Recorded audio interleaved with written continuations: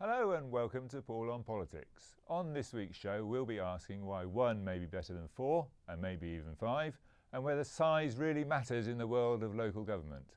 As 4 East Kent councils reveal their plans to merge to form a super district authority, what will it mean for residents, staff and for our council tax bills?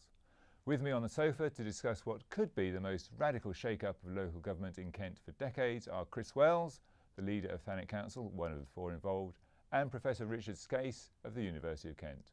Thanks to both of them for joining us. We'll also be looking at the changing nature of protest politics, as millions sign petitions calling for a full state visit by Donald Trump to be cancelled and thousands take to the streets to protest over the American president. Has social media really empowered citizens? But first, Boglarka Kostolani reports on how devolution might be coming to Kent.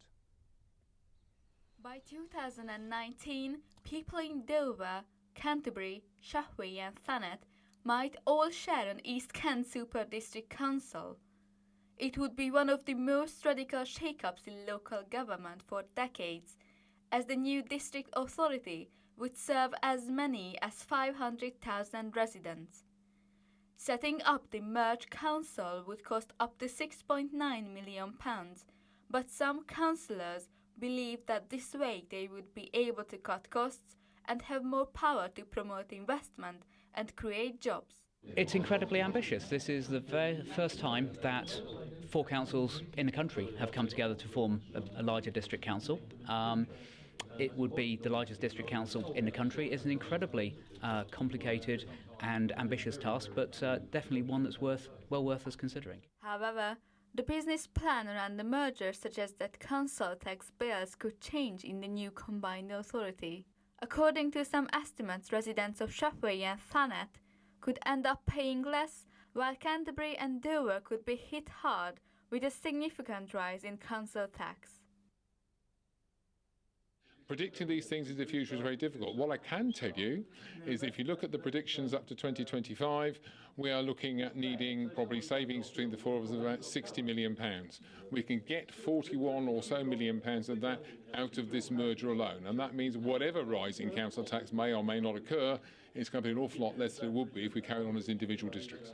Councillors who back the plan believe that services wouldn't be affected by the change. In the combined one, they will get better because the whole point is we make those savings, and where we put those savings is up to the council. So whilst I say yes, it will be up to the new council to decide what it was going to do with those savings. However, not everybody is as convinced. Former Thanet councillor Ian Driver has called for a super referendum on the proposals. I mean, my personal view is that this is something that's been stitched up by the political elite of all parties, Labour, Conservative and UKIP. They've met secretly, I would imagine, and they've tried to stitch up the new shape of East Kent government to suit their purposes.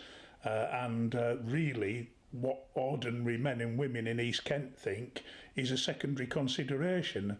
So I say there must be, and there should be, a referendum so that people can have an informed vote on the future of the way that they're governed.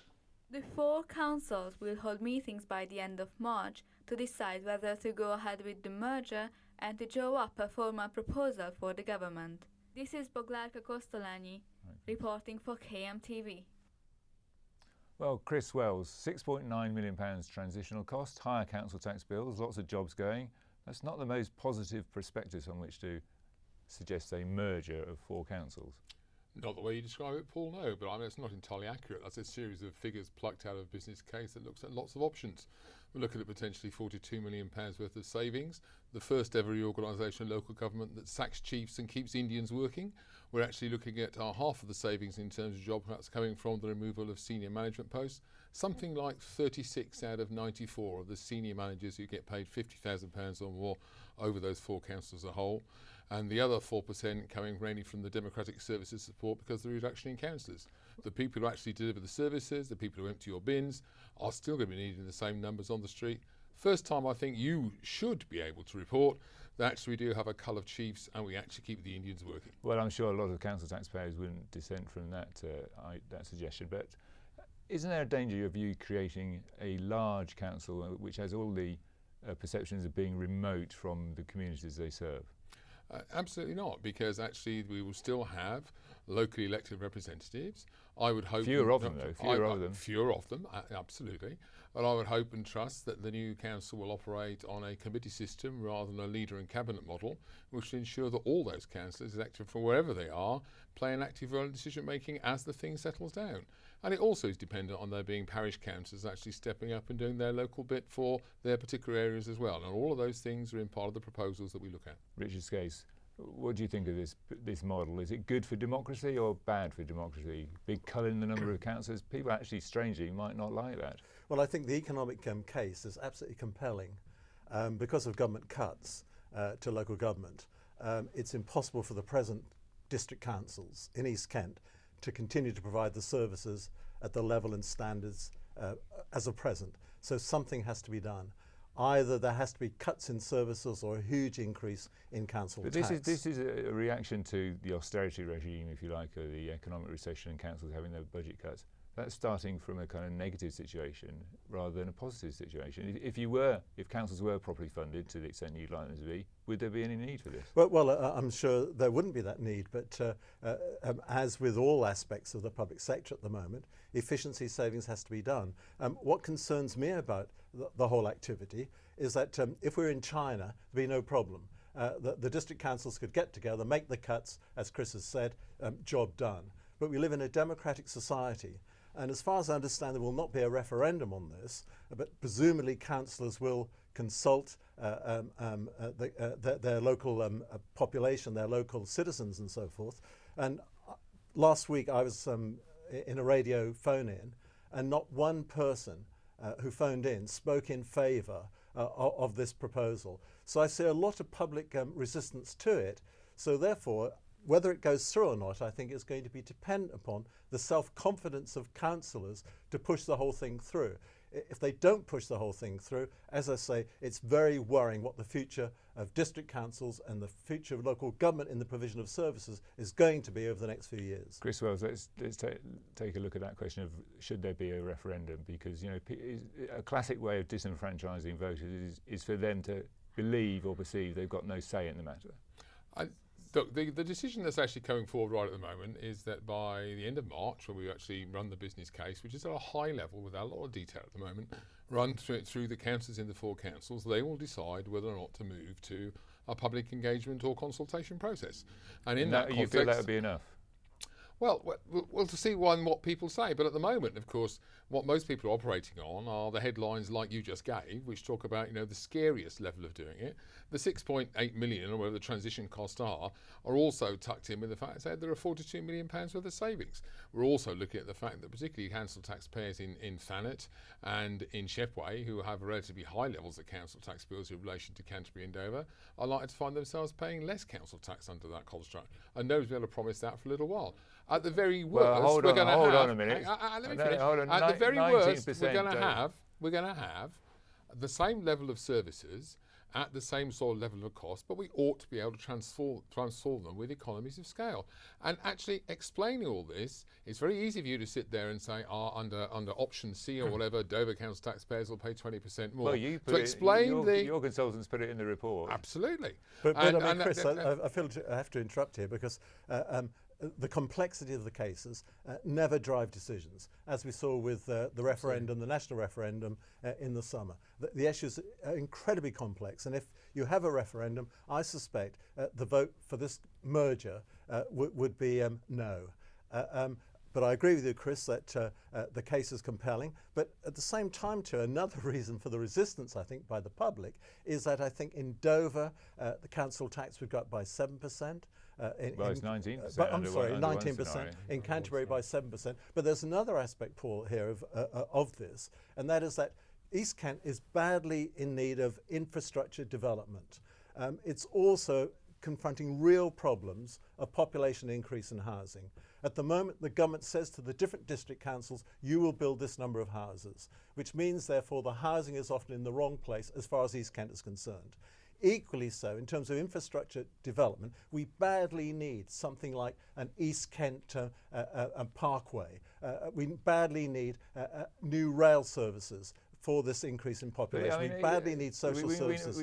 We know all these arguments and the demands that East Kent has, and a feeling that it's not necessarily seen as a competitor with West Kent. Is this kind of rebalancing the Kent economy in some ways, Chris? I would hope it is in many ways, and we're working with KCC to create a Thanet Parkway station to get that journey down to London in under the hour, down to 58 minutes. That's right. It's made a world of difference to East Kent in terms of the Folkestone and Sandwich train connections or whatever, and it is potentially a revolutionary position. Sure. The worst part about that, of course, is not so much the rail services, is the road services. Is that the M2 needs a lot of work, Brendy Corner needs attention, the third Thames crossing, and in fact probably the fourth Thames crossing, need to be looked at in terms of trying to get lorry traffic out through Kent and into the rest of the country. And an East Kent council can negotiate from far greater clout than those separate districts at the moment, writing letters to their MPs and writing through. Give me an example of how that's going to work. Then, an example of how that's going to work. Yeah, if you say you've got increased clout at East Kent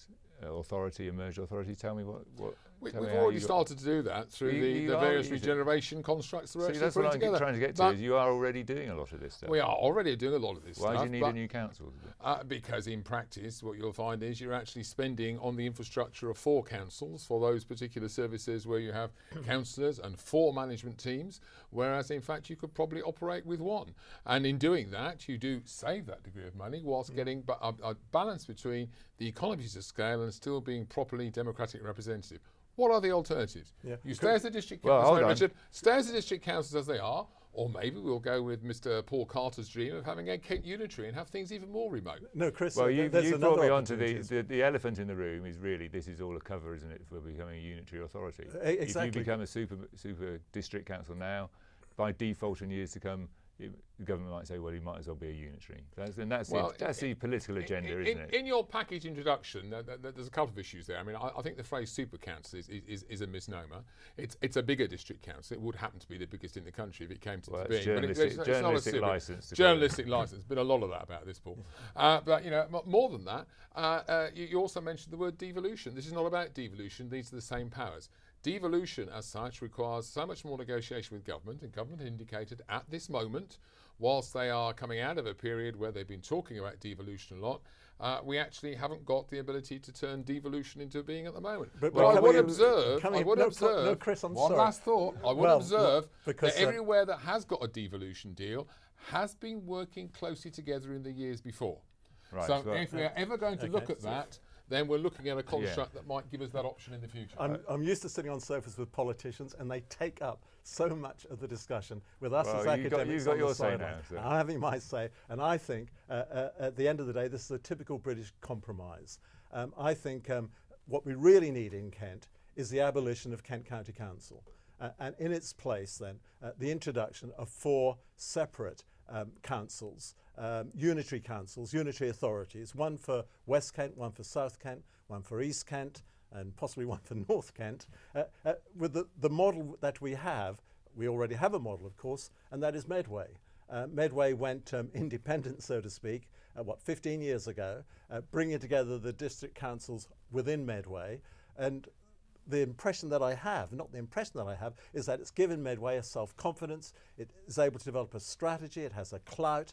At the moment, we have this ridiculous arrangement whereby Kent County Council is responsible for social services, for education, for the roads, and the district council's responsible for the pavements, and the disembarkation between the two, the cost there must be in terms of duplication of services and the negotiation that goes in terms of who does this and who does that. I think administratively, politically, democratically, it's totally untenable and unsustainable for the demands that we have, and particularly in East Kent, for the 21st century. Final word to Chris Wells on this. Why not just go for unitary status? Because I don't think that's going to be available through government right now, even if that was what our ambition and intention was. If you remember, a little while ago, there was talk of unitary or whatever, and you think the world had come to an end. I have no objection in principle to a unitary council, but politics, as was defined as the art of the possible, what's possible at the moment doesn't include a unitary in the current climate. Well, Chris, I agree with you on that. Okay, well, we've got some consensus at least. Well, that debate is obviously going to continue for some time. Now, if you want to campaign about an issue, your first step might be to launch a petition. As we've seen, depending on the issue, of course, they can be an effective tool. This week's protests over President Trump with a petition drawing an extraordinary number of signatures are a case in point. But it can often seem as though there are petitions for more or less any topic, raising the question of whether people, particular politicians, pay any attention at all. Louisa Britton reports. Donald Trump is by no doubt one of the most controversial public figures. Since his inauguration, swathes of the public on both sides of the Atlantic have questioned his legitimacy as the leader of one of the most powerful countries in the world. Protests were organised across the country, like this one in Maidstone on Monday evening. Experts have argued the emergence of fake news has had an impact on the election result. I think we have to remember that Hillary Clinton actually won more votes than Donald Trump, but there is no doubt that there were stories which deeply damaged the Democratic candidate and which were intended to damage the Democratic candidate. Whether they had a result on the outcome, we simply cannot be certain, but we know that they had an impact, and that's worrying. In the past, pure falsehood used to be the preserve of dictators and undemocratic societies. The online and social media world has meant that falsehood can enter the public domain in democratic societies, and it is a threat to our freedom. Since the start of the week, a petition has gathered momentum with almost 2 million people calling on Theresa May to cancel Trump's state visit. But the government has said it will still go ahead as planned. So do protests, petitions and the like really have an impact or even influence what happens at a high level of government? I just don't think that in England we make enough noise about the things that we don't like. We tend to put up with things and just go along with them, whereas you get other countries like France, for example, the whole country will come to a standstill if they feel strongly about something. I don't know if they do make a difference, do you? I do, sometimes I don't. It all depends what they're protesting about. Yeah. No, it depends on the mass and all, isn't it? If you've got loads there, but a few there ain't going to make a difference, obviously. Yes, protests make a difference because they give people the chance to voice their opinion and hear other people's opinions on the subject. Well, Richard Scase, we all see and read about these petitions, but do they really change anything? Well, absolutely. I think social media, which I think has been the major driver for petitions now and demonstrations, social media has had a huge impact. I mean, is anyone listening? Because absolutely, though we saw the cloud is full of petitions. We saw this in the Arab Spring, of course, of 3 or 4 years ago. But equally so, this petition, which goes up to 1.8 million, probably 2 million, within such a short period of time, is entirely because citizens now feel much more empowered than they did in the past. The communication networks are no longer controlled by the media, by broadcasting companies and newspapers. There's now, and we saw this in the referendum, of course, last June. Again, people communicate with each other, ideas get transmitted amongst people, as we saw this also with Trump in the United States. And so, yes, popular protest is now much more easier to develop and to cultivate than it used to be 10 years ago. Chris Wells, as a council leader, you'll be familiar with lots of people getting petitions up over this and that. Oh, really? Do you pay as much attention to them? That's an interesting question, because I think I was interested in Richard's comment about the control no longer is in the media or whatever. I think sometimes I feel in the social media world, the control is with half truth and innuendo. Is that actually there's no grounding and no source.